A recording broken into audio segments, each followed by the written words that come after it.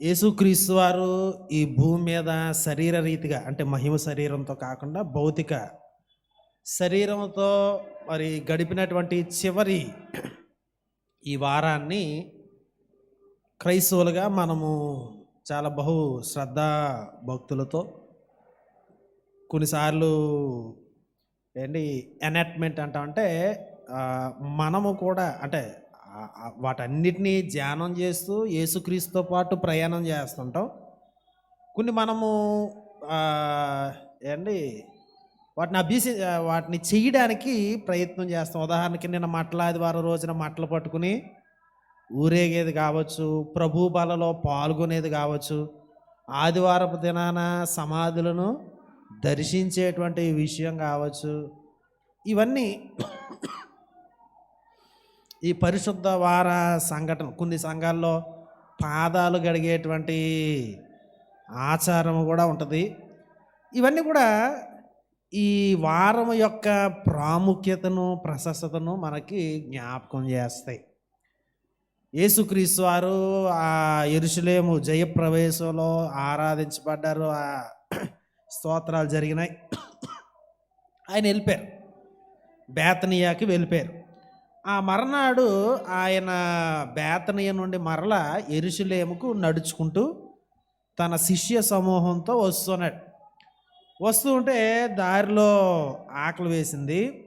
అక్కడ అంజూరపు చెట్లు ఇవన్నీ కూడా సమృద్ధిగా ఉంటాయి కనుక ఒక విస్తారంగా ఆకులు కలిగినటువంటి ఒక అంజూరపు చెట్టును చూసి దాని దగ్గరకు వచ్చారు. ఈ ఆకులు కలిగిన అంజూరపు చెట్టు దగ్గరకు వచ్చి వెతికాడు, కానీ ఏమీ లేవన్నమాట. అప్పుడు ఆయన ఇక మీదట ఎవరు నీ కాపు తినకుందురుగాక అని చెప్పగానే ఆ చెట్టు ఎండిపోయింది. అది అంజూరపు పండ్ల కాలం కాదు, కానీ ఏంటంటే ఆకులు ఉన్నాయంటే పిందులన్నా ఉండాలి, ఏదో ఉండాలి, కానీ ఏమీ లేవు. కాబట్టి యేసుక్రీస్తు వారు ఇక ఎన్నటికి నీవు నీ పళ్ళు ఎవరు తినరు అని చెప్పారు. అది ఎండిపోయింది. ఆ తర్వాత వారు యెరూషలేము వెళ్ళినారు. దేవాలయంలో అన్యజనుల ప్రాంగణంలో క్రయ విక్రయములు చేసేటువంటి వారు పావురాలు అమ్ముతూ ఉన్నారు, గొర్రెలు అమ్ముతూ ఉన్నారు.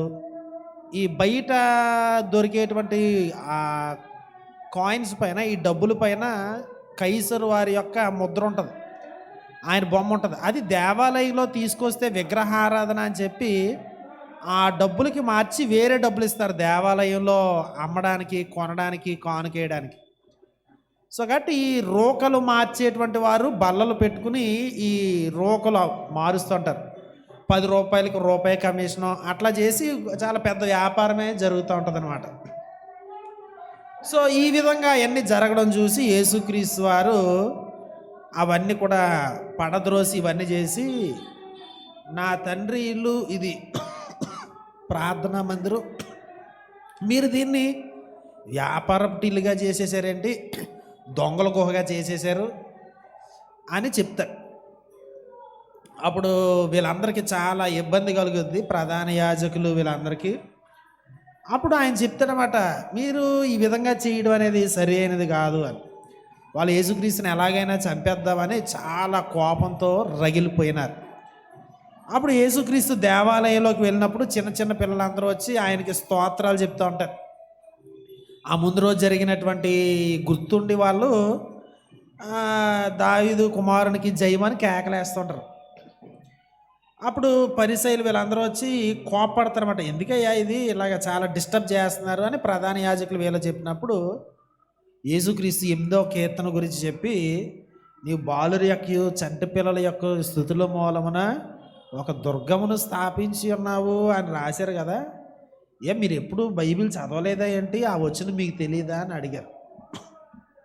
వాళ్ళకి ఇంకా కోపం వచ్చేసింది. ఆ తర్వాత యేసుక్రీస్తు వారు అక్కడి నుంచి వెళ్ళిపోయి బేతనియలో మరియా మార్త వాళ్ళు ఉన్న ఊరిలో బస చేసినాడు అనమాట. మళ్ళీ మర్నాడు వస్తాడు. సో ఇది సోమవారం నాడు జరిగినటువంటి విషయం. ఏంది, 3 విషయాలు జరిగాయి. ఒకటి, అంజూరపు చెట్టును శపించుట. ఆ తర్వాత దేవాలయంలో ఈ క్రయ విక్రయాలు చేసేవారు వీరందరినీ పారద్రోలి కొన్ని బోధలు చేశాడు. ఏంటంటే, నా మందిరము సమస్తమైన అన్యజనులకు ప్రార్థనా మందిరము, మీరు దానిని దొంగల గుహగా చేసినారు అని. వాళ్ళకి కోపం వచ్చింది, నాయకులైనటువంటి వారికి. మూడవదిగా, దేవాలయములో అనేక మంది వచ్చినప్పుడు ఆయన స్వస్థత చేసినాడు. గుడ్డివారు, కుంటివారు దేవాలయంలోకి వచ్చినప్పుడు వాళ్ళని స్వస్థపరిచాడు. చిన్నపిల్లలందరూ కూడా సంతోషంతో ఆయనకి జేజేలు కొట్టినప్పుడు, ప్రధాన యాజకులు వాళ్ళు తిట్టినప్పుడు ఆయన చెప్పినాడు కదా, 8వ కీర్తనలో రాయబడింది, మీరు ఇంటికి వెళ్ళి చదువుకోండి, మీరు ఏం చదవట్లేదా ఏంటి అని వాళ్ళని కసిరి ఆ సాయంకాల సమయంలో ఆయన దగ్గరలో ఉన్నటువంటి బేతనియా అనేటువంటి ఊరికి వెళ్ళిపోయినాడు అనేటువంటి విషయాన్ని మనం చూస్తాం. సో ఈ సంభవాలతో మనం యేసుక్రీస్తుతో పాటు ప్రయాణం చేసినప్పుడు ఈ చెట్టుని శపించడం అనేది కేవలం చెట్టుని శపించడం అని కాదు. ఈ చెట్టు ఇశ్రాయేలీ అంజూరపు చెట్టు ఈ ఇశ్రాయేలీలకు సూచనగా ఉన్నట్లుగా పాత నిబంధనలో పలుమార్లు చెప్పబడింది. కనుక యేసు ఈ ఫలించినటువంటి ఈ అంజూరపు చెట్టు ఏ విధంగా యోగ్యత కలిగినది కాదో, అట్లాగే ఫలించని దేవాలయము ఇశ్రాయేలు జనాంగము కూడా ఇక లాభం లేదు, దీని కాలం అయిపోయింది అనే విషయాన్ని యేసుక్రీస్తు వారు ఉద్ఘాటిస్తారు. అంటే అందుకే తర్వాత అంటాడు, నీవు ఈ కొండను చూచి సముద్రంలో పడు అంటే వెళ్ళి పడుతుంది అంటాడు మర్నాడు. అంటే దాని అర్థం ఏంటంటే ఇంక అయిపోయింది, ఈ టెంపుల్ ఉన్నటువంటి కొండ ఈ ఇట్ల కథ అయిపోయింది అని చెప్తా ఉన్నాడనమాట. చాలా రాడికల్గా, అంటే చాలా విప్లవాత్మకమైనటువంటి విషయాలు ఈ సోమవారం దినాన జరిగినాయి. యెరూషలేములో యేసుక్రీస్తు వారు చేసిన ఏకైక అద్భుతం, అంటే మలుకు చెవిని బాగు చేసాడు అనుకోండి, అది వేరు. కానీ యెరూషలేములో చేసిన ఏకైక అద్భుతం ఏంటంటే అంజూరపు చెట్టును శపించడం. అది చాలా విచారకరం. అంటే సినాప్టిక్ గాస్పల్స్లో, ఈ మత్తయి, మార్కు, లూకా సువార్తలో అదేవిధంగా చాలా తీవ్రత, అది ఎంత కఠినమైనదో దేవాలయాన్ని ఇవన్నీ కూడా చేయడము, మీరు దొంగల గుహగా చేశారని తిట్టడం అనేవి కూడా చాలా తీవ్రమైనవి. యెషయా గ్రంథం, ఇర్మియా గ్రంథంలోని విషయాన్ని తీసుకుని యేసు ప్రభు వారు ఆ దినాన చాలా తీవ్రతతో వాళ్ళకి బోధించాడు. ఆ తీవ్రమైన బోధకి, ఆయన చేసిన పనికి వాళ్ళు కోపంతో మండిపడి ఎలాగ సంహరించుదుమా అని ఇంకా ప్లాన్స్ వేయడం ప్రారంభించారు.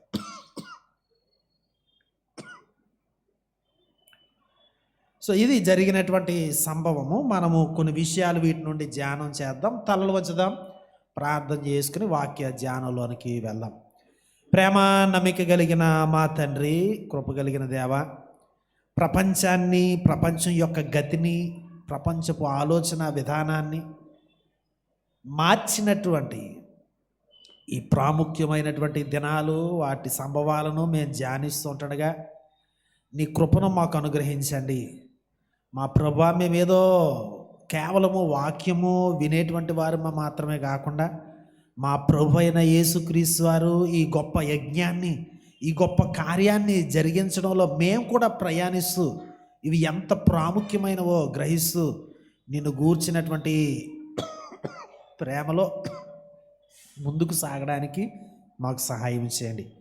ఇదిగో నీ సేవకుడైన నన్ను నీ సిలువ చాటున మరుగుపరచండి. తాళక బోరవుదినట్లు సత్యమును స్పష్టముగా, ధైర్యముగా ప్రకటించగలిగే కృప నాకు కూడా అనుగ్రహించుమని మా ప్రభు జగద్రక్షకుడైన క్రీస్తు యేసు పేరట ప్రార్థిస్తున్నాము తండ్రి, ఆమేన్. ఈ దేవాలయ శుద్ధీకరణ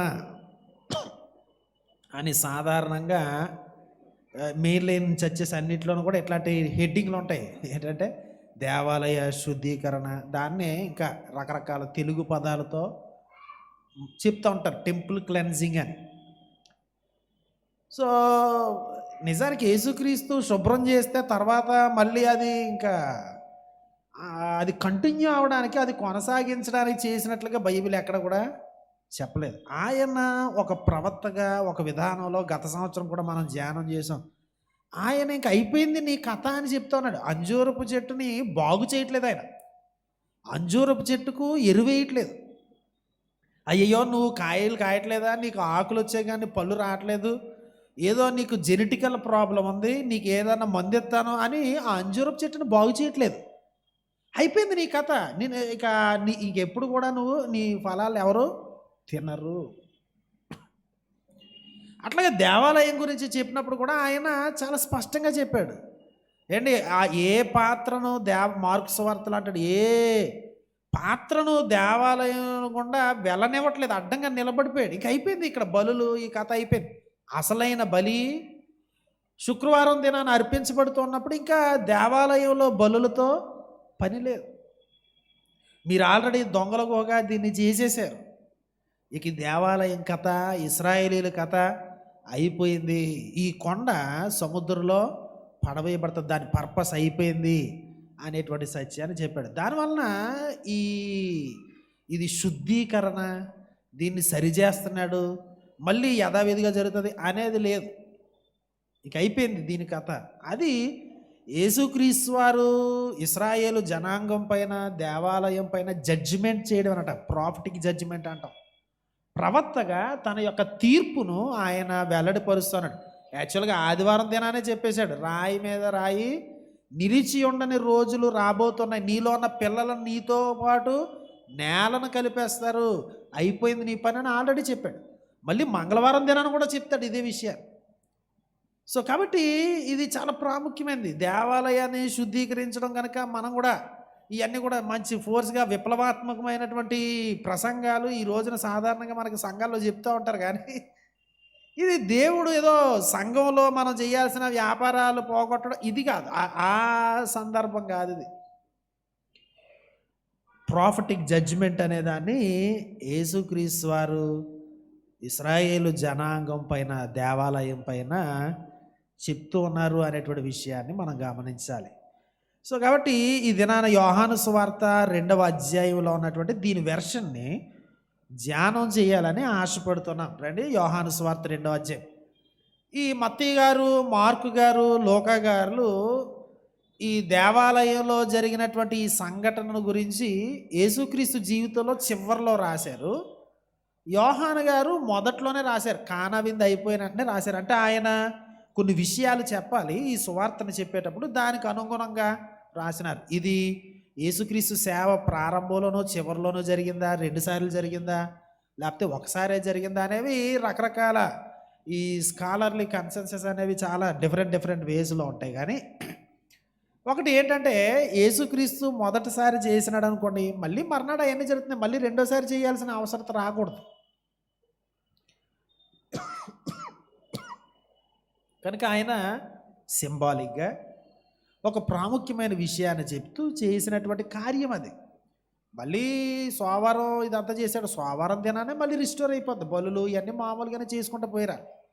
కానీ ఆయన చెప్పాడు కథ అయిపోయింది అని. అంటే యోహాను సువార్తలో నుండి మన ప్రతి సంవత్సరం మార్కు సువార్త నుంచి, మత్తయి సువార్తలో నుంచి ఈ విషయాల్ని, దేవాలయాన్ని ఎట్లా చేసినాడని చూస్తూ ఉంటాం. మత్తయి మార్కుల్లో రాయబడింది 21వ అధ్యాయం, మత్తయిలో మార్కు 11లో రాయబడింది. సో మనము లూకా సువార్త 19వ అధ్యాయం 45లో కూడా రాయబడింది. యోహాను 2వ అధ్యాయం నుంచి 13వ వచనం నుండి 22వ వచనం వరకు ఉన్న విషయాలు చాలా యూనిక్ ఇన్ఫర్మేషన్ ఇక్కడ మనకి ఇవ్వబడింది. చూడండి 13వ వచనం.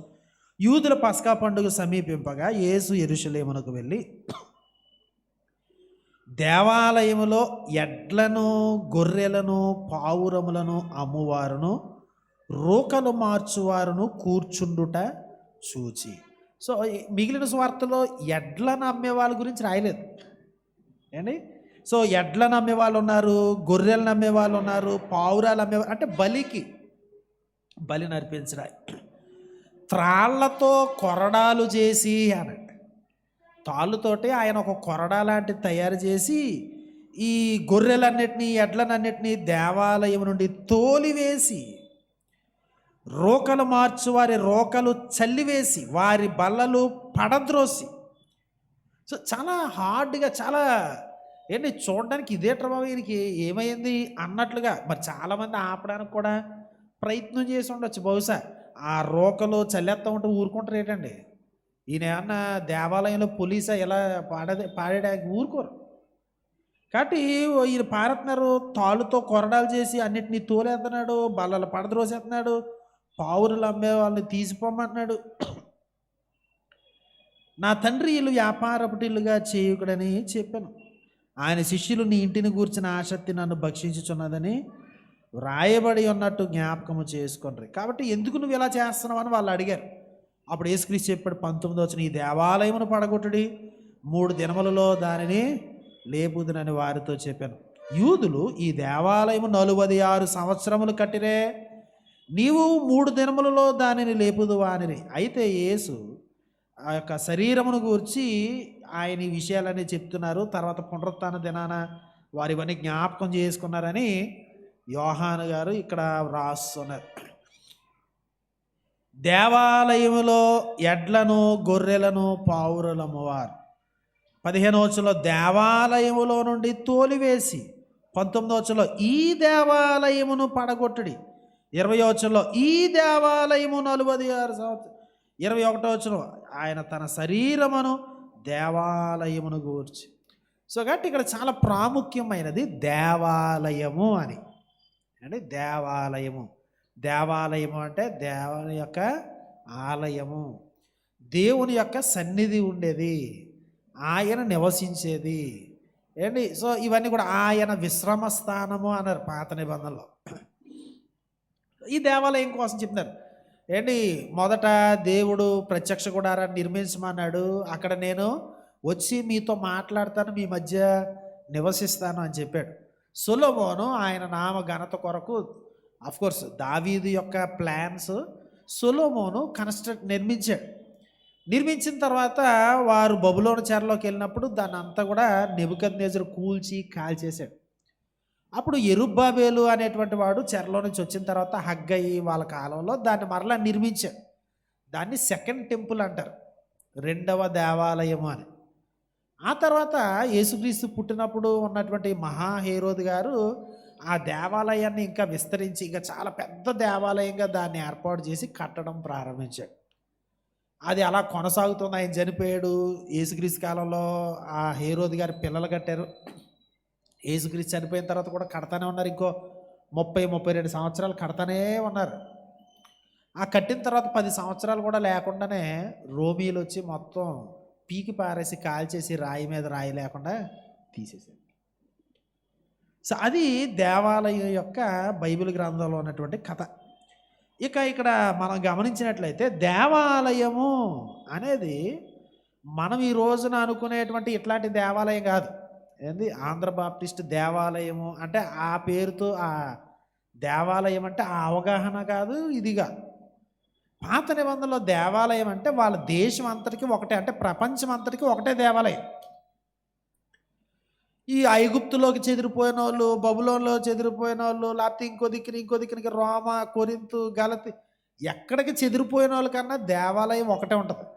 వాళ్ళు ప్రతి వారం ఆరాధించుకోవడానికి సమాజ మందిరాలు ఉంటాయి, కానీ దేవాలయం మాత్రం ఒకటే దేవాలయం యెరూషలేములో ఉంటుంది. ఈ దేవాలయం యొక్క ప్రధాన యాజకులు, ఆ తర్వాత దానికి సంబంధించిన సన్హెద్రిన్ సభ అని ఒకటి ఉంటుంది. వీళ్ళందరూ ఏంటంటే కేవలం దేవాలయానికి నాయకులు కాదు, వాళ్ళు ఏంటంటే దేశానికే నాయకులు, యోధా జనాంగానికి నాయకులు. వీళ్ళు ట్యాక్స్ కలెక్ట్ చేసినప్పుడు టెంపుల్ ట్యాక్స్ అంటారన్నమాట. దేవాలయ పన్ను ఏంటంటే ఏ దేశంలో ఉన్నా కానీ పన్ను కట్టాలి ఇక్కడ. అవే మేము ఇశ్రాయేల్ దేశంలో లేము అంటే కుదరదు, దేవాలయపు పన్ను కట్టాలి. సో కాబట్టి ఈ టెంపుల్ అనేది దేవాలయము అని ఇక్కడ చెప్పబడినప్పుడు ఏంటంటే అది దేశానికి సంబంధించింది. ప్రాథమికంగా దేశం యొక్క మహిమ, దేశానికి యొక్క నాయకత్వం, దేశం యొక్క స్థితిగతులు, ఇవన్నీ కూడా దాని యొక్క సంపద, ఇదన్నిటికీ సంబంధించింది దేవాలయం. దేశం యొక్క ఈవెన్ ఐడెంటిటీ. అంత మాత్రం కాకుండా అక్కడ దేవాలయంలో ఆరాధనలు జరుగుతూ ఉంటాయి. అనేక మంది యాజకులు వీళ్ళందరూ రోజు దహన బలి అర్పిస్తారు, నైవేద్యం, ఇవన్నీ కూడా జరుగుతూ ఉంటాయి. ప్రార్థనలు జరుగుతూ ఉంటాయి, పాటలు పాడుతూ ఉంటారు, బలులు పులోమని అర్పించబడుతూ ఉంటాయి. యాత్రికులు పండగ సమయంలో లక్షలాది మంది వస్తారు. కనుక ఈ అర్పణలు అర్పించబడతా ఉంటాయి కనుక ప్రపంచంలో ఇంకెక్కడ ఉండనన్ని జంతువులు దేవాలయంలోనే ఉంటాయి. పక్షులు, జంతువులు, చచ్చినవి బతికినవి కూడా అక్కడ ఉన్నన్ని జంతువులు దేశంలో, అంటే ఆ దేశంలో మిగిలిన ఇంకెక్కడ అని ఉండవు. ఏ యజమాని దగ్గర అని ఉండవు. ఎందుకంటే ఇక్కడ కొన్ని లక్షలు, ఒకనొక సమయంలో పస్కా పండుగలో కొన్ని లక్షల పశువులు అర్పించబడ్డాయని లెక్క ఉంది. జోసిఫస్ అనే చరిత్రకారుడు రాశాడు. అన్ని లక్షల జంతువులు అక్కడ ఉంటాయి. అంటే మనుషులు, జంతువులు, ఇవన్నీ,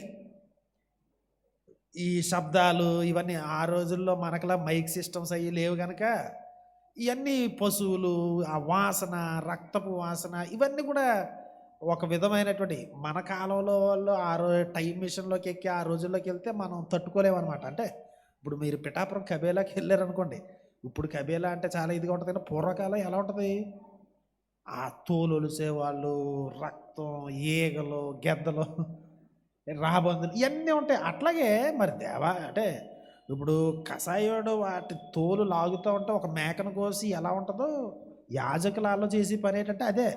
వాళ్ళు ఎంత మంచి బట్టలు వేసుకున్నా ఏం చేయాలి, వాళ్ళు కొయ్యడం, రక్తాన్ని పారబోయడం, మాంసాన్ని సెపరేట్ చేయడం, ఈ లోపల ఆంత్రాలు అవి శుభ్రం చేయడం, ఈ చెత్త అంతా కూడా వేరే దగ్గరికి వేయడం, ఇవన్నీ కూడా జరుగుతూ ఉంటాయి. అది దేవాలయం అంటే ఒక దేశానికి సంబంధించి, మతానికి సంబంధించి ఒక ఇదంతా ఏంటంటే ఒక స్ట్రక్చర్, ఒక సిస్టమ్, ఒక వ్యవస్థ. ఇదంతా కూడా ఒక ఇనిస్టిట్యూషనలైజ్డ్ వర్షిప్ అనమాట. ఇదంతా కూడా ఒక విధానంలో వెళ్ళిపోతూ ఉంటుంది. దేవుడు ఏర్పాటు చేసింది, అట్ ది సేమ్ టైం వీళ్ళందరూ కూడా ముందుకు కొనసాగించేటువంటి ఒక విధానం. అది దేవాలయము, అక్కడ ఆరాధన జరుగుతూ ఉంటుంది.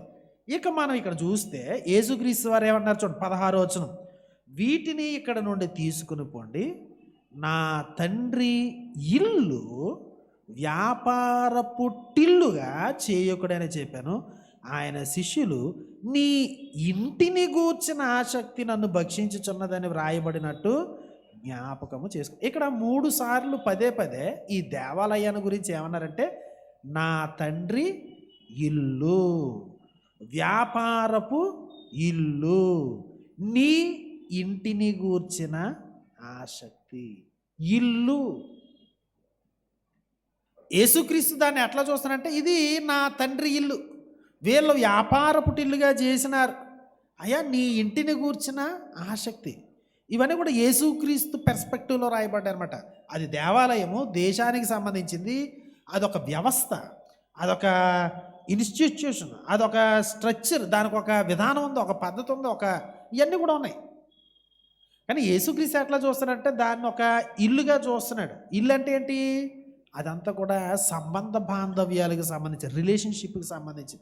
అది నువ్వు దీనికి చెందడం, దానికి చెందడం, అంటే ఈ బిలాంగింగ్నెస్,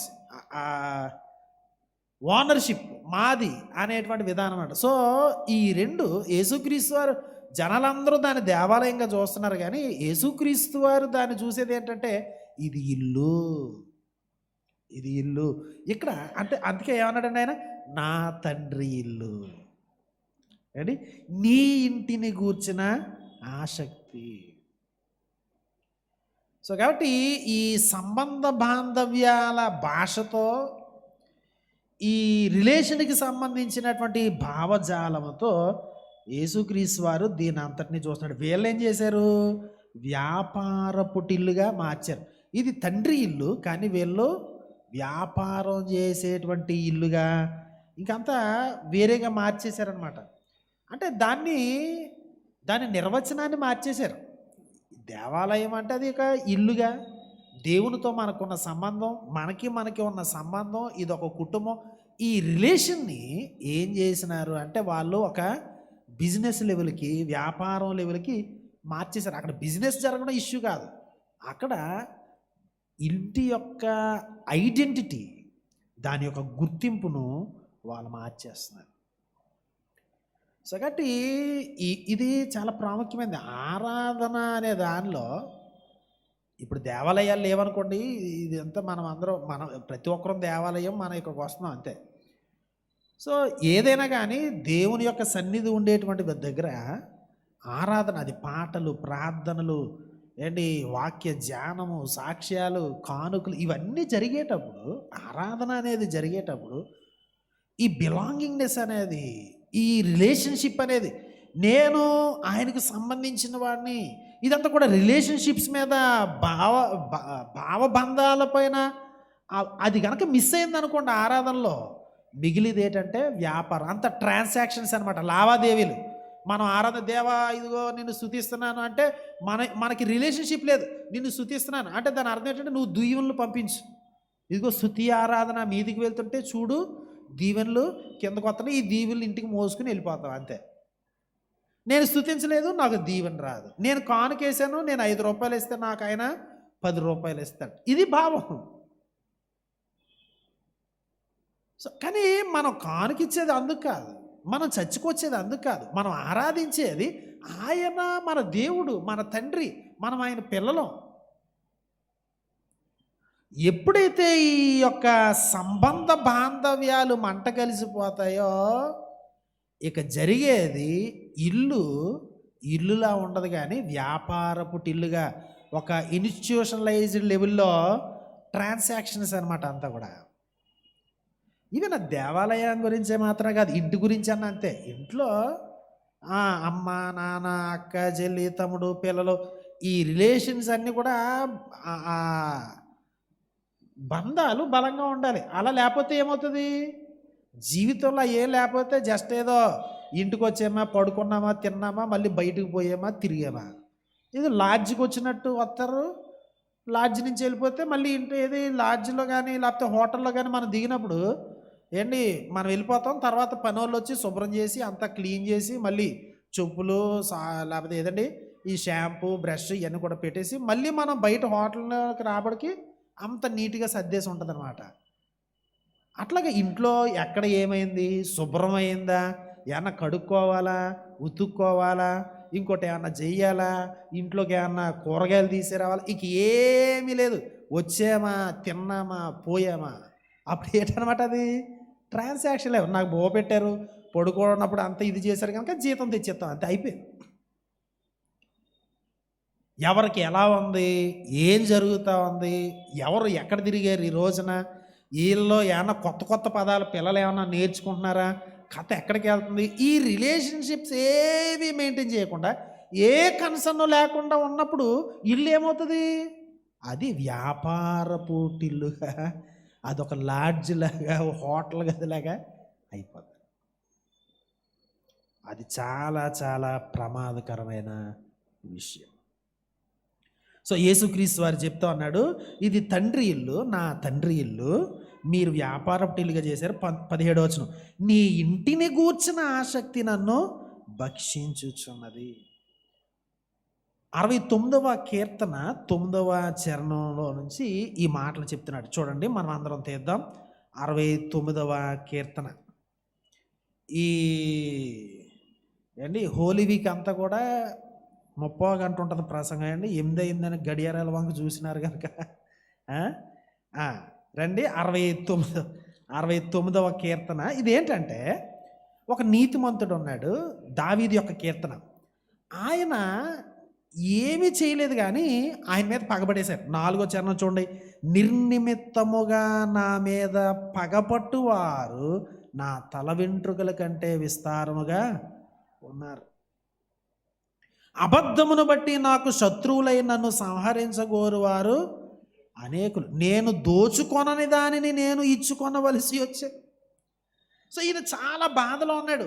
చాలా ఏదండి, ఈ ప్రవాహములు నా మీద నుంచి వెళ్తూ ఉన్నాయి, దొంగ ఊబిలో నేను దిగిపోతూ ఉన్నాను, జలములలో దిగిపోతూ ఉన్నాను, నేను ప్రార్థన చేస్తున్నానని ఈ కీర్తన రాస్తున్నాడు. రైచస్ సఫరర్ అనమాట. అంటే ఆయన నీతిమంతుడు, ఆయన ఎవరిని దోచుకోలేదు, కానీ దోచుకున్న వాళ్ళు ఫైన్ కట్టినట్లుగా ఆయన ఫైన్ కట్టాల్సి వస్తుంది. ఆయన ఎవరిని ఏమనలేదు, కానీ ఈ అబద్ధాలు బయట వాళ్ళు చెప్పడం వల్ల ఏంటంటే నిర్నిమిత్తముగా ఆయన మీద పగబడేశారు, పుకార్లు లేపినారు. ఆయన చాలా బాధపడ్డాడు. 6వ చరణంలో ఏంటి, నీ కొరకు కనిపెట్టు నా వలన సిగ్గు కలుగనీయకము, అవమానము నొందనీయకము అని చెప్తున్నాడు. 7వ చరణంలో నేను నింద నొందిన వాడనైతిని నీ నిమిత్తము సిగ్గు నా ముఖమును కమ్మెను, నా శత్రువులకు నేను అన్యుడనైతిని అంటూ చెప్తాడు. 9వ చరణంలో నీ ఇంటిని గూర్చిన ఆసక్తి నన్ను భక్షించుచున్నది, నిన్ను నిందించిన వారి నిందలు నా మీద పడి ఉన్నవి. ఆ క్రిందంతా అయ్యే చెప్తాడు. ఇంకా ప్రభువా ఇలా ఉంది పరిస్థితి, నన్ను విమోచించు. ఏంటి ఎంత దారుణంగా అయిపోయింది నా పరిస్థితి అంటే 21వ చరణం చూడండి. వారు చేదును నాకు ఆహారముగా పెట్టిరి, నాకు దప్పి అయినప్పుడు చిరకను త్రాగనిచ్చిరి. ఆయన తట్టుకోలేకపోతున్నాడు. చాలా వేదన ఈ కీర్తనలో ఆయన ఇది చేస్తాడు. ఏంటంటే ఈయన నీతిమంతుడే కానీ సిగ్గు, వ్యతిరేకత, అవమానము, నిందలు, ఏంటి ఆయన ప్రజలు ఆయన్ని తృణీకరించడం, ఇవన్నీ కూడా దావీదు గారు అనుభవిస్తున్నారు. పరిశుద్ధాత్మ పూర్ణుడై మెస్సియాకు అవి అన్వయించబడేటట్లుగా ఈయన చెప్తున్నారన్నమాట. నీ ఇంటిని గూర్చిన ఆసక్తి నన్ను ఎందుకు నాకు ఈ శ్రమ కలిగిందంటే నీ ఇంటిని గూర్చిన ఆసక్తి నన్ను భక్షిస్తుంది. నీ ఇంటి గురించి, నీ యొక్క ఆలయం గురించి నాకున్న కన్సర్న్, దానివల్ల ఏమైందంటే నిన్ను నిందించు వారి నిందలు నా మీద పడ్డాయి. నీ నిమిత్తము నేను నిందనంది, నీ నిమిత్తము సిగ్గు నా ముఖమును కమ్మెను. ఎందుకు నీ నిమిత్తం ఎలా జరిగింది, నీ కోసం నాకు ఎలా చేశారు అలా చేశారు అన్నాడు. ఎందుకు ఏం చేసినాడు ఆయన నిమిత్తం అంటే ఆయన ఇంటిని గూర్చిన ఆసక్తి ఈయన్ను భక్షించుచున్నది అని. ఆసక్తి అనే పదం ప్రాముఖ్యమైంది. ఆసక్తి అంటే జలస్గా ఉండడం అన్నమాట. హీబ్రూలో రాయబడిన పదానికి కానీ, గ్రీకులో మనం చదువుకున్నటువంటి యోహాను సువార్త 2లో రాయబడిన పదానికి కానీ అర్థం ఏంటంటే అంటే దాన్ని సులువుగా చెప్పాలంటే ఎట్లాగంటే సంఖ్యాకాండం 5వ అధ్యాయంలో వీటన్నిటిలో మనం చాలాసార్లు చదువుతాం. తన భార్య ఎడల భర్తకు రోషము కలిగినప్పుడు అన్నాడు. అంటే అనుమానం వచ్చి రోషము కలిగినప్పుడు అని రాశారు. ఆసక్తి అనే పదాన్ని ఎక్కువసార్లు బైబిల్లో రోషము అని రాశారు. ఆ తర్వాత ఏలియా ప్రవక్త అంటాడు, నేను ఒక్కడనే యెహోవా కొరకు రోషము గలవాడనై నిలబడ్డాను అంటాడు.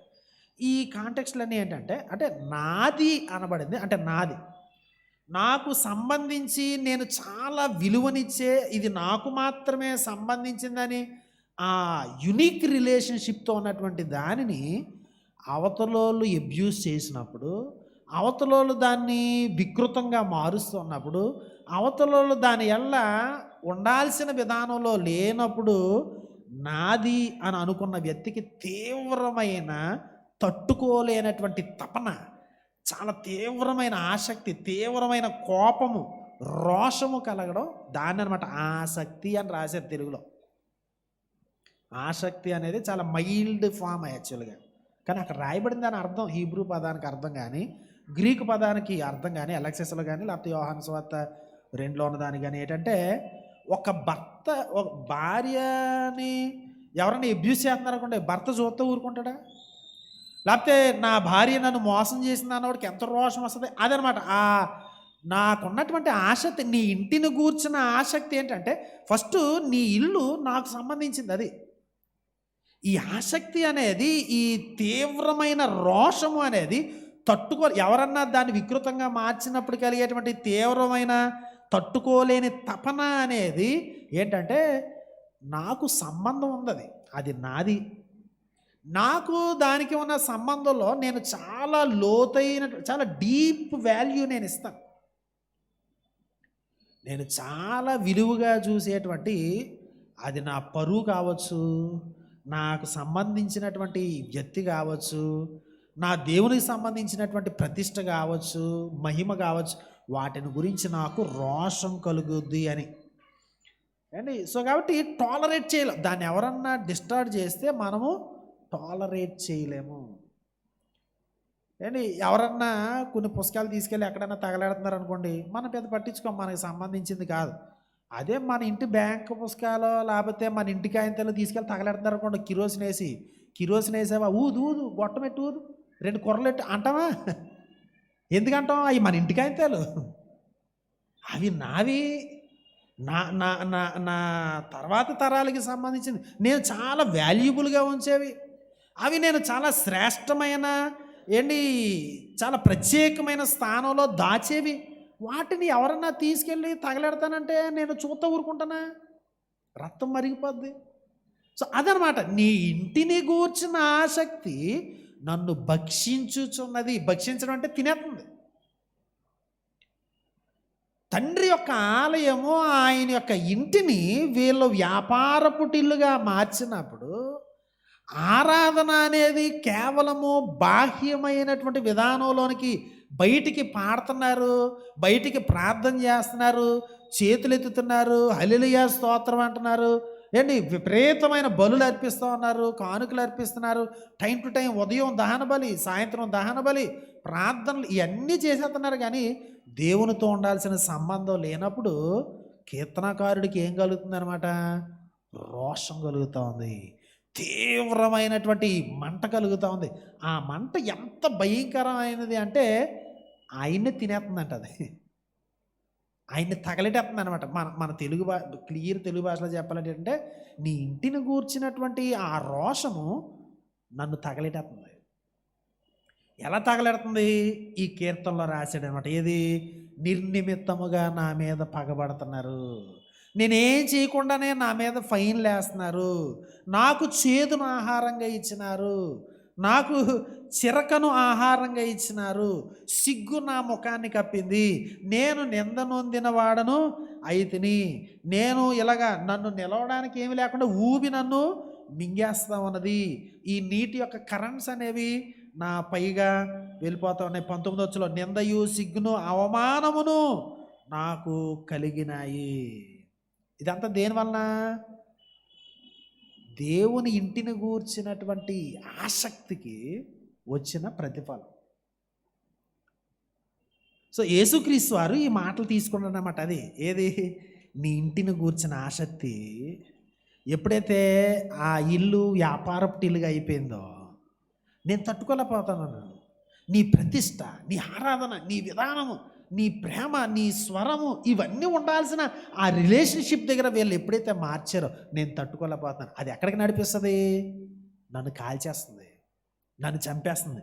అందుకే ఆ క్రింద అంటాడు 19 ఈ దేవాలయమును పడగొట్టుడి, 3 దినములలో దాన్ని లేపుతాను. 21 అయితే ఆయన తన శరీరమును దేవాలయమును గూర్చి ఆయన మృతుల్లోనే లేచి. అంటే యేసుక్రీస్తు ఎందుకు చనిపోయాడంటే దేవాలయాన్ని గూర్చిన ఆసక్తి, ఆ నిందలు, అవమానాలు, సిగ్గు, ఇవన్నీ కూడా ఆయన నెత్తి మీద పడ్డాయి. చేతును ఆహారంగా ఇచ్చారు, ఇవన్నీ చేశారు, లాస్ట్కి చంపేశారు. దేనికి ఇదంతా? ఆయన ఇంటిని గూర్చిన ఆశ. సో కాబట్టి దేవుని కొరకు ఆసక్తి, ఆయన ఇంటిని గూర్చిన ఆసక్తి ఉంటే ఏమవుతుందంటే మనకి సంఘర్షణలు జరుగుతాయి, వాళ్ళతో వీళ్ళతో తీవ్రంగా సఫర్ అవుతావు. కానీ చివరికి ఏమవుతుందంటే అక్కడ అంటాడు ఆయన తన శరీరమును దేవాలయమును గూర్చి.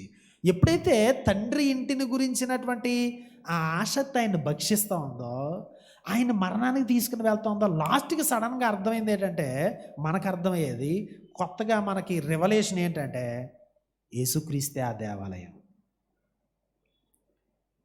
యేసుక్రీస్తును గూర్చినటువంటి ఆసక్తి ఆయన దేవాలయం. ఆ యేసుక్రీస్తు అనే ఇంటిని గూర్చినటువంటి ఆసక్తి నీకు నాకు ఉంటే, ఆయన శరీరము అనేటువంటి సంఘమును గూర్చిన ఆసక్తి, రోషము నీకు నాకు ఉంటే, సడన్గా నన్ను గురించినటువంటి రివలేషన్ ఉంటుంది. ఏంటంటే మీరు ఆయన ఆలయమై ఉన్నారు. మనము పరిశుద్ధాత్మకు ఆలయముగా, పరిశుద్ధాత్ముడు నివసించే దేవుని ఆలయముగా ఉండడానికి ముందు జరిగేది ఏంటంటే, పరిశుద్ధాత్మని చేత నింపబడే ఆలయంగా వెంటనే వెళ్ళిపోకూడదు. ముందేముందంటే యేసు అనే దేవాలయం, యేసు శరీరము అనే దేవాలయం, సంఘము అనేటువంటి క్రీస్తు శరీరము అక్కడ ఉంది.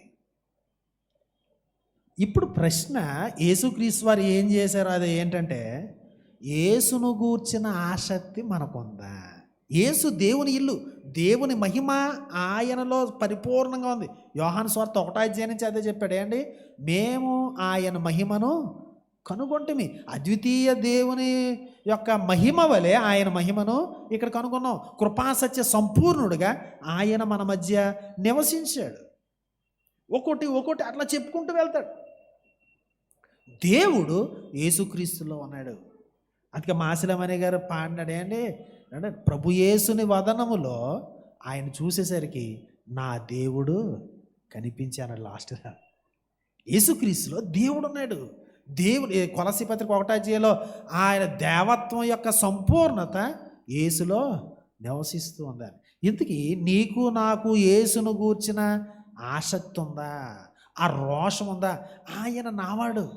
ఆయనకి ఏమన్నా అపకీర్తి జరిగితే, ఆయన గూర్చినటువంటి చెడుగుడు మాటలు ఎవరన్నా మాట్లాడితే, ఆయన్ని ఎవరన్నా వికృతంగా మారుస్తుంటే నాకేం రావాలి? నేను తట్టుకోలేనటువంటి రోషం రావాలి. ఆయన సంఘమును గూర్చి, అంటే ఆయన ప్రజలను గూర్చినటువంటి తీవ్రమైనటువంటి ఆ ఆసక్తి మనకుందా? యేసును గూర్చి నాకు ఆసక్తి ఉందండి, ఆయన అంటే నాకు చాలా ప్రేమ ఉందండి అని అన్నప్పుడు మరి ఆయన యొక్క సంఘం కదా, ఆయన శరీరము. ఆయన అంటే ఇష్టమే కానీ సంఘం అంటే ఇష్టం లేదంటే దాని అర్థం ఏంటి? అట్లా ఎక్కడ ఉండదు. యేసుక్రీస్తు వారిని నేను ప్రేమిస్తున్నాను, నిన్ను గూర్చినటువంటి ఆసక్తి, నీ ఇంటిని గూర్చిన ఆసక్తి నన్ను భక్షిస్తూ ఉంది అని ఎవరైతే చెప్తారో వాళ్ళెవరూ కూడా ఆయన సంఘమును గూర్చి, ఆయన మహిమను గూర్చి, ఆయన బోధన గూర్చి, ఏదైతే యేసుక్రీస్తుకు సంబంధించిందో అదంతా నీది కనుక నువ్వు పాసివ్గా ఉండలేవు, పట్టింపు లేనట్టుగా ఉండలేవు. వచ్చామా వెళ్ళిపోయామా తప్ప ఎవరు ఏమలా ఉన్నారు, ఏం జరుగుతోంది, పక్కన కూర్చున్న వాళ్ళు ఎలా ఉన్నారు, సంఘంలో ఉన్నవారు, ఇంకోటి అసలు ఈ కార్యక్రమాలు ఎట్లాగా, ఇది నాది కార్యక్రమం, ఈ ర్యాలీ నాది, ఇది నాది, పాటలు నావి, నేను పాడకపోతే ఏది ఆత్మ సంబంధమైన పద్యములతో నేను పాడకపోతే ఇంకోటి ఎవరికి బోధ జరుగుతుంది, ఇదంతా నాది నాది నాది అనేది మనం క్లెయిమ్ చేయకపోతే నా తండ్రి ఇల్లు నా ఇల్లు. కాబట్టి ఆయనకి ఆ తీవ్రమైన ఆసక్తి వచ్చింది. ఈ రోజున అది ఆయన దేవాలయం, నాది నా గతి. ఏంటది? ట్రాన్సాక్షన్స్ అని. మనం ఎందుకు వస్తున్నామంటే వ్యాపారం చేయడానికి వస్తున్నాం. రాగానే ఎవరన్నా డాక్టర్ గారు కనబడ్డారా, అయితే ఇలాగా ఇక్కడికి ఆరాధన చేయడానికి వచ్చాం. కానీ ఏంటి, ఎందుకు వచ్చాం? వేరే పనులు చక్కబెట్టుకోవడానికి వస్తాం. ఎవడ అప్పిస్తాడా అని చూడడానికి వచ్చేవాళ్ళు ఏంటి, ఎవడ సలహా ఇస్తాడా, ఏ ఇంజనీర్ దొరుకుతాడా, ఏ డాక్టర్ దొరుకుతాడా, లేకపోతే ఇంకోళ్ళు ఎవరైనా దొరికితే వాళ్ళతో మాట్లాడి ఈ చర్చి ప్రాంగణంలో మనం చేసి అన్నీ ఏంటంటే ట్రాన్సాక్షన్స్. అంతే. దేవుడితో చేసిన అదే ట్రాన్సాక్షను, మనుషులతో చేసిన అదే అంతే తప్ప ఇది లేదు, సంబంధం లేదు దేవుడితో. నిన్ను గూర్చిన, నీ ఇంటిని గూర్చిన ఆసక్తి నన్ను భక్షించుచున్నది. దానికి రుజువు ఏంటంటే ఆయన ఇంటి కొరకు నీకు నిజంగా ఆసక్తి ఉంటే చేదు నీకు ఆహారంగా ఇవ్వబడుతుంది. యేసుక్రీస్తు వారి యొక్క సంఘమును గూర్చినటువంటి తీవ్రమైనటువంటి దాన్ని ఎవరన్నా ఇష్టానుసారంగా మలుస్తూ ఉంటే నీలో రోషం కలిగినప్పుడు ఏమవుతుందంటే నీ మీద అపకీర్తి జరుగుతుంది, నిన్ను గురించి పుకార్లు లేపుతారు, నువ్వు శత్రువులను కూడగట్టుకుంటావు అన్నమాట. అది నిజమైనటువంటి ఆసక్తి ఏం చేస్తుందంటే మనకి కావలసినంతమంది విరోధులను చక్కగా తయారు చేస్తుంది అన్నమాట. అది ఆ ఇంటిని గూర్చిన ఆసక్తి ఒకనొక దినాన్న మనని చంపేస్తుంది. ఆయన అన్నాడు, పౌలు ఏమన్నాడంటే, నేను దినమెల్లా వధించబడుచున్నాను. కొరింథీయులకు రాయబడిన పత్రికలు ఆయన చెప్తాడు, ఇవన్నీ నేను ఇలాగ కొరడా దెబ్బలు తిన్నాను, ఇంకోటి చేశాను, సముద్రంలో దిగంబరిగా ఉన్నాను, ఇలా ప్రమాదాల్లో ఉన్నాను అంటాడు. ఇవన్నీ కాక సంఘములను గూర్చినటువంటి భారము నా పైన ఉన్నది. ఎందుకు పౌలు సంఘాన్ని గురించి ఇలా శ్రమ పడుతూ ఉన్నావు నువ్వు? ఎందుకు పౌలు నువ్వు దేవుని యొక్క ప్రజల కొరకు ఎంత ప్రయాసపడుతూ ఉన్నావు? ఇంత జ్ఞానివి, అరిస్టాటిల్, సోక్రటీస్ వాళ్ళ లెవెల్లో ఉండేటువంటి మనిషివి, ఎందుకు ఇట్లాగా నీ ఫేమ్ని అన్నీ కూడా తగ్గించుకుని ఉన్నావు అంటే ఆయన ఏం చెప్తానంటే, నీ ఇంటిని గూర్చిన ఆసక్తి నన్ను భక్షించు. దావీదు గురించి ఏది సత్యమో, మన ప్రభు అయిన యేసుక్రీస్తు వారిని గూర్చి ఏది సత్యమో, సంఘంలో ఉన్న మన గురించి కూడా అదే సత్యమై ఉండాలి. నేను నిజంగా సఫర్ అవుతూ ఉన్నానా? యేసును గూర్చిన, ఆయన ఇంటిని గూర్చినటువంటి ఆసక్తి. దేవుని యొక్క మహిమ కలిగినటువంటి ఆ యేసుక్రీస్తు వారి ఎడల నాకున్న ప్రేమ ఎంత, సంఘమును గురించి నాకున్న ఇది ఎంత. నేను అంటనట్టుగా ఉన్నట్లయితే ఇది నా ప్రోగ్రాం, ఇది నా ఇది, ఈ ప్రజలు నావారు అని సహోదర ప్రేమ, ఆ కుటుంబ విధానము, ఆ రిలేషన్స్ మనం మెయింటైన్ చేయలేకపోతే ఇక్కడ అంటున్నట్లుంటే something is wrong with us. ఎక్కడో తేడా ఉంది. నువ్వు ఇంటిని కాక వ్యాపారపు టిల్లుగా చేసేది ఎవరనమాట? పైకి ఆరాధించి సంబంధం లేనటువంటి వారు, ఆసక్తి లేనివారు, రోషము లేనివారు. మనం ఏ కేటగిరీలో ఉన్నాం? రెండు తల్ల వచ్చుదాం, ప్రార్థన చేద్దాం. ప్రియ సహోదరుడా, సహోదరి, దేవుడు నాతో మాట్లాడుతున్నాడు. ఆయన ఇల్లు, ఆయన ఇంటిలో ఆరాధన, ఆ రిలేషన్స్ మెయింటైన్ చేసినప్పుడు నీకు చేదు ఆహారంగా ఇవ్వబడుతుంది. నిందించబడతావు ఆయన్ని గురించి. ఏ ఇంటిని గురించి నువ్వు ఆసక్తి కలిగి ఉన్నావో ఆ ఇంటిని గూర్చి నిందించబడతావు. నీకు శత్రువులు లెగుస్తారు. దేవుని యొక్క మహిమ నువ్వు కనుగొన్నటువంటి యేసుక్రీస్తు వారిలో, యేసును గూర్చిన ఆసక్తి నీకుంటే, యేసు నావాడు అనేటువంటి ఆ జలస్గా నువ్వు బిహేవ్ చేసినట్లయితే నీకు కూడా శత్రువులు పెరుగుతారు, శ్రమ వస్తుంది. ఆయన శరీరమును గురించి ఈ మాట చెప్పాను. యేసు శరీరమైనటువంటి సంఘమును గురించిన ఆసక్తి మనకి ఎంతవరకు ఉంది? మనం పాసివ్గా ఉన్నామేమో, ఈ ఇల్లు నాది కాదులే అన్నట్లుగా ఉన్నామేమో, మనకి సంబంధం లేదు ఈ కార్యక్రమం అన్నట్లుగా, మనకి సంబంధం లేదు ఈ ప్రజల యొక్క స్ట్రగుల్ అన్నట్లుగా, ఈ ఆరాధనలో ఈ ముక్క నాకు సంబంధం లేదు అన్నట్లుగా అంటున్నట్లుంటే చాలా ప్రమాదంలో ఉన్నాం. సరి చేసుకుందాం. ప్రభువా, నీ ఇంటిని గూర్చిన ఆసక్తి నన్ను భక్షించడానికి,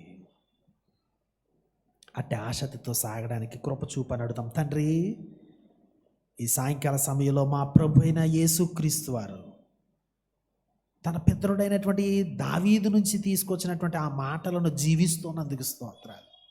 అందరూ దేవాలయాన్ని, బలులను, ఆ వ్యవస్థీకృతమైనటువంటి దానిలో ముందుకు సాగుతుంటే మా ప్రభు అయిన యేసుక్రీస్తు కనులు నీ ఇంటిని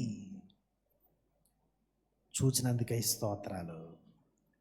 మాలో చాలామంది ఆరాధనను, నీ సన్నిధిని కేవలం మాకు లాభకరమైన వ్యాపార పుటిల్లుగా మేము ప్రతిసారి మార్చేస్తున్నాం ప్రభా. మా సంభాషణల ద్వారా, మా ప్రవర్తన ద్వారా చాలాసార్లు ఇది నీ ఇల్లు అన్నట్లు కాకుండా మా ప్రభా మేము అట్టనట్లుగా ఉంటున్నాం. నీ ప్రపంచము మా ప్రపంచం, రోషం మాకు అనుగ్రహించండి ప్రభా. నీ యొక్క మహిమ మాకు సంబంధించింది, మీ రోషం కలిగి ఉండడానికి సహాయం చేయండి. నీ ప్రజలు, మా సహోదర సహోదరులు, వారిని గురించినటువంటి ఆసక్తి మమ్మల్ని భక్షించడానికి సహాయతను అనుగ్రహించండి. నీ సంఘము మా ప్రభువా మాదిగా మేము దాని కొరకు శ్రమ పడ్డానికి పౌలు వలె నీ సంఘము కొరకు, నీ శరీరము కొరకు మేము ప్రయాసపడ్డానికి, మీరు మా కొరకు డిజైన్ చేసిన ప్రతీది కూడా మేము యాక్టివ్గా పార్టిసిపేట్ చేయడానికి, చాలా క్రియాశీలకంగా మేము పాల్గొనడానికి మాకు అందరికీ సహాయం చేయండి. అటు బడ్డెను కలిగి, రోషము కలిగి నిన్ను ఆరాధించడానికి, ఆ తీవ్రతతో ముందుకు సాగడానికి మాకు సహాయం చేయండి. ఆ విధంగా చేసినప్పుడే మేము దేవాలయము, మేము పరిశుద్ధాత్మక ఆలయము అనేది మాకు అర్థమవుతుందని జ్ఞాపకం చేశారు. మాలో చాలామందిని పరిశుద్ధాత్మని యొక్క ఆ ఎక్స్పీరియన్స్, ఆ అనుభవం లేకుండా ఉంది ప్రభువా. ఏదో మానవాతీతమైన శక్తి మా మీదకి దిగొచ్చేస్తుంది, ఏదేదో జరిగిపోద్దని మేము ఎక్స్పెక్ట్ చేస్తున్నాం. కానీ నిన్ను గూర్చిన ఆసక్తి మమ్మల్ని భక్షించకుండా, నీ కొరకు మేము నిందలు వహించకుండా, మాలో మేము పరిశుద్ధాత్మక ఆలయం అంటే మాకు ఏమర్థమవుతుంది ప్రభువా? సరిచేయండి, కృప చూపండి, నడిపించండి. క్రీస్తు పేరట ప్రార్థిస్తున్నాం తండ్రి, ఆమేన్.